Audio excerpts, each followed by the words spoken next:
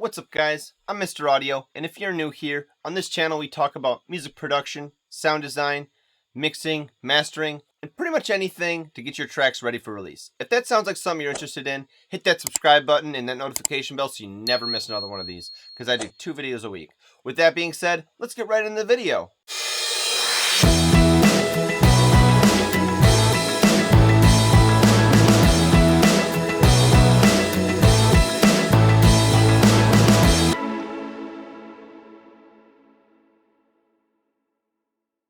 Alright, so in this video I'm going to show you how I take a rough idea, could be just a couple of chords, a melody, and turn it into a full production.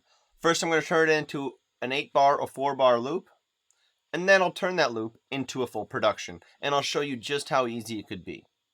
Alright, let's get into it. So, I started out with 2 chords, the first inversion of C and the second inversion of G. Now an inversion just means that the notes are a little mixed up. It starts in the third for the first inversion, and then it goes 5 and then a 1. For the second inversion, it goes 5, then a 1, then a 3. So basically it's still the same triad, it just feels a little different. It's to help with proper voice leading, and voice leading just means that all the notes that I'm playing are in the same area, so it sounds nice and even. So I made this synth patch right here, and I put those 2 chords that I had on there, and then I added some distortion, and that sounds like this.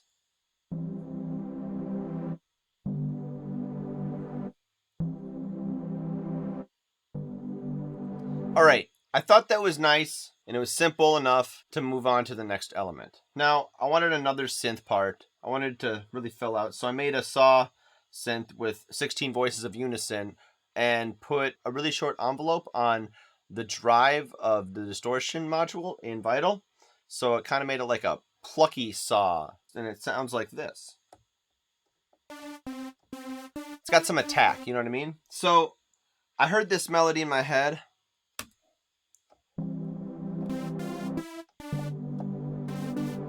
Something like that. So we're going to draw that out since I'm not the best piano player yet. You know, we all got to start somewhere.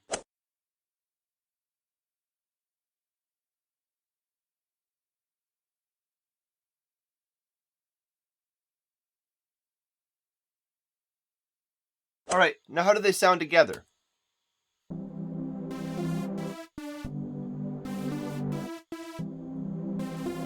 Alright, I think we can do better. Let's add some EQing. Alright, so I like to make mixing decisions early on and often and commit to that audio so that it makes it easy for me towards the end.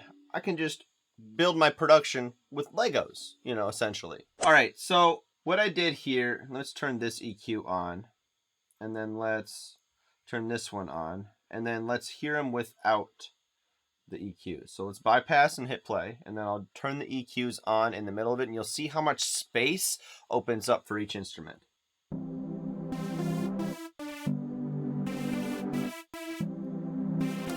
See how each instrument has its own space now? Alright, now I feel like we could benefit from bringing some drums in, and I was working on another production for some content for YouTube, and I think the drums will fit just perfect for that. Let's bring them in here and see what we got. And this is what that sounds like.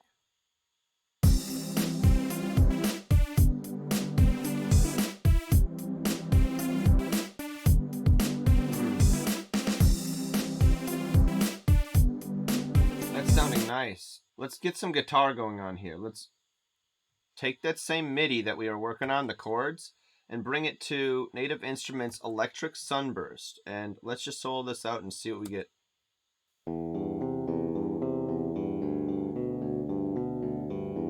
I like the pattern, but it's too low. It can't sit in the same frequency area.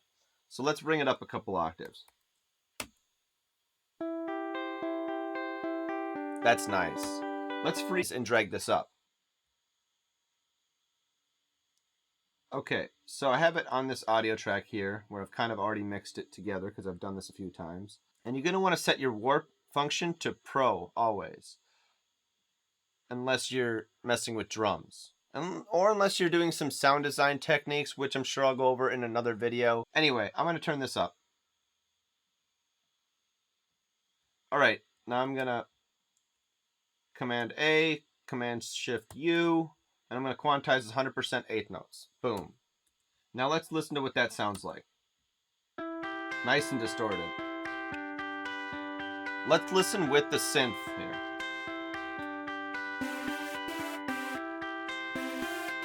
Alright, now let's turn this EQ on and see what I did here.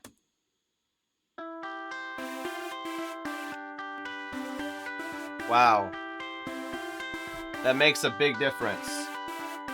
As you can see with opposing EQ moves, I made each element have its own space. And not only that, I created depth with that. That is amazing. Alright, so now let's see what all three of these sound like together with the drums.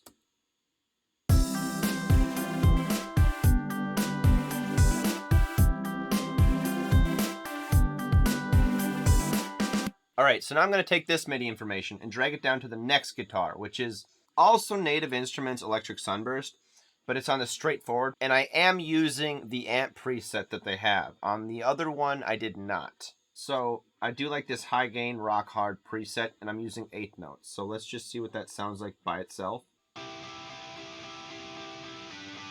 Alright, that's much too high. So what we need to do now is we need to make this into power chords. So I'm going to take all the inversion notes, and I'm going to undo the inversion, essentially. So I'm going to shift them an octave down, and boom, we have perfect triads. So now I'm going to take the middle note of each chord here, which is the third, and then I'm going to make it into its octave. So now we have some power chords. So I'm selecting all the G chords, and I'm raising them up an octave. So it sounds like this.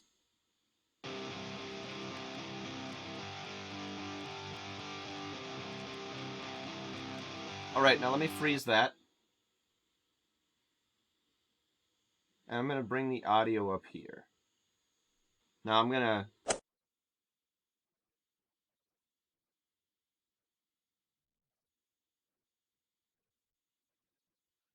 So now what we have all together so far is this.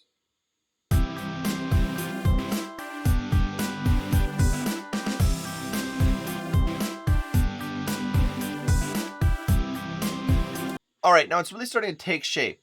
Let's make sure this EQ is doing what it needs to. Let's check out what's under the hood.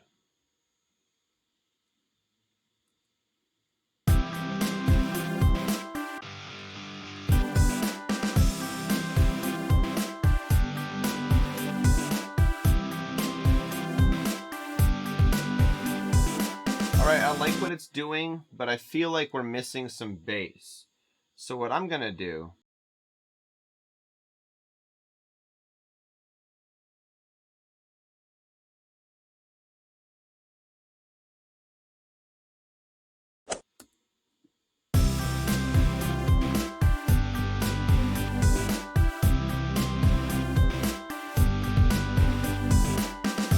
I just feel like we're missing some bass. Let's see what this EQ is doing.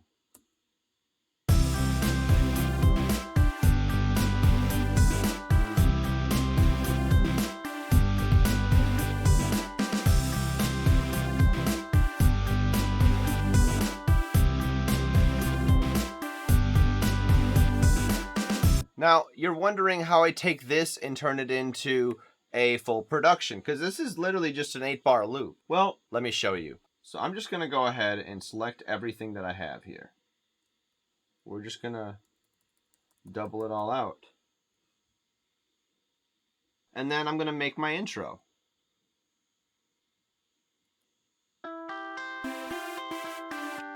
Perfect.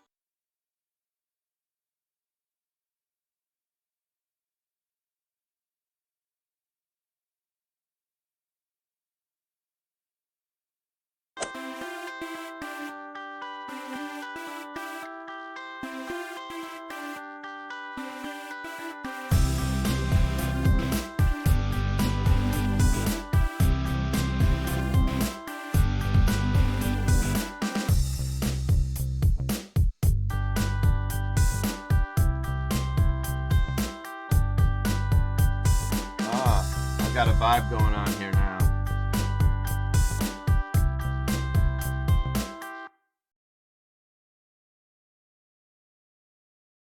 Alright, so What I want to do is I want to add a note right here.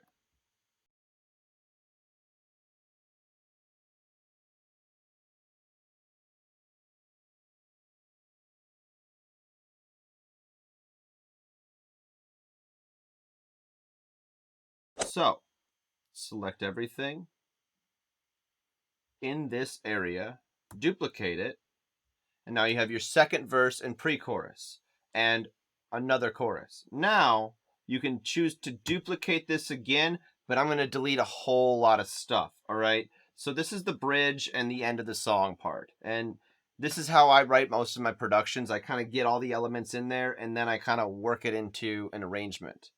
And then I write lyrics to it. I mean, sometimes I have an idea, a melody of sorts, but this is how I write every production.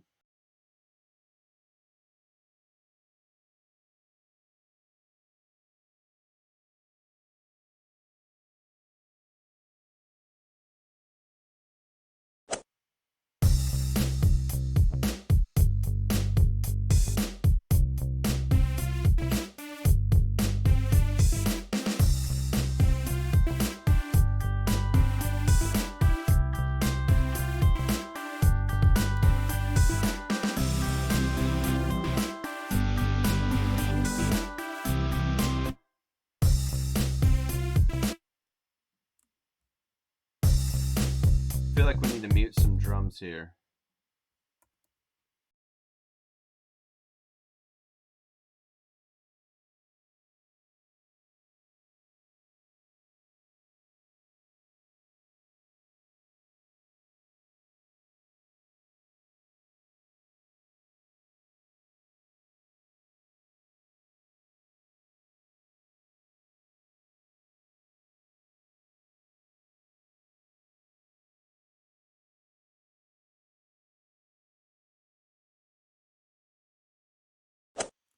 All right, so now it's time for some risers. I usually like to bring risers in from old productions because they take some time to create, so I create them on other projects and then just kind of use them indefinitely till I get sick of them.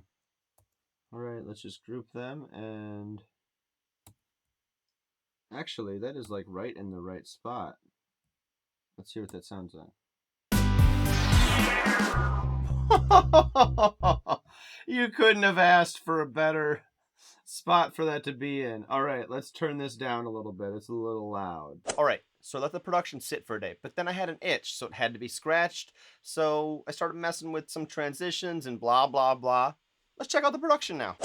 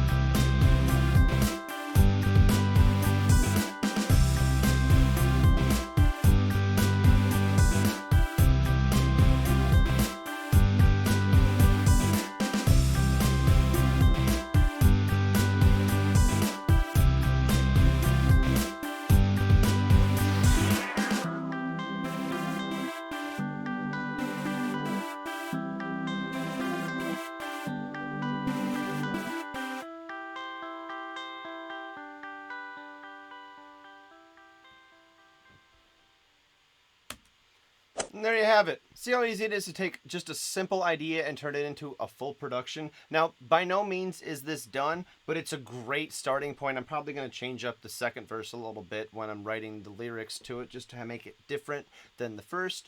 This is pretty much a good outline of what I would want to start writing any production with. All right.